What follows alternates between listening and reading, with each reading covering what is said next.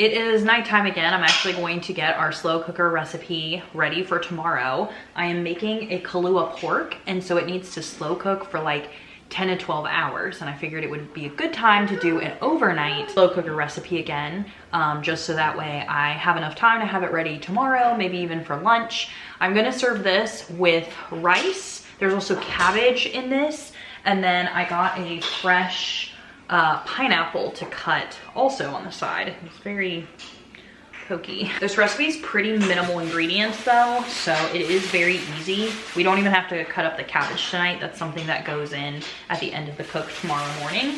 I have this pork roast that I'm going to throw in here, and then we're gonna just add our seasonings and let it slow cook all night long. I'm sorry. Is this hiding? Oh. Pork roast is in here. It is a bone-in one.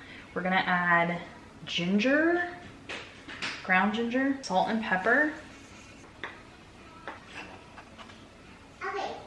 Worcestershire sauce, liquid smoke, and some soy sauce. And that's it.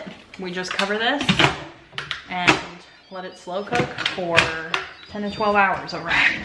All right, it is the next morning, and I did already look in here and pull out the bone, and it is looking really good, falling apart. I'm going to cut up this cabbage and add it in here, and I'm putting it on low for about an hour to just kind of steam the cabbage, and then it will be ready along with some rice and pineapple. All right, guys, I moved this to a pot because I ended up using my Instapot then for rice, but I fully cooked this in like my slow cooker.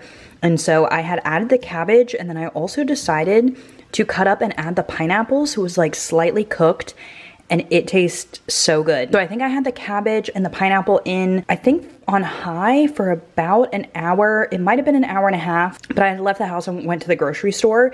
So here's my plate with rice and pork and cabbage and pineapple, and it tastes so good. Like, I love how this meal is just so different from the other like slow cooker meals I've been making. I like that, you know, you don't feel like you're just eating like soup all the time, and it's just so refreshing too with the pineapple. So the nutrition facts on this says it's 502 calories with 30 grams of protein, probably just because pork is more fatty, but your cabbage and your pineapple and even like the Worcestershire and like stuff like that you added, those calories are very, very small. It definitely is just a very protein heavy depending upon how much you have.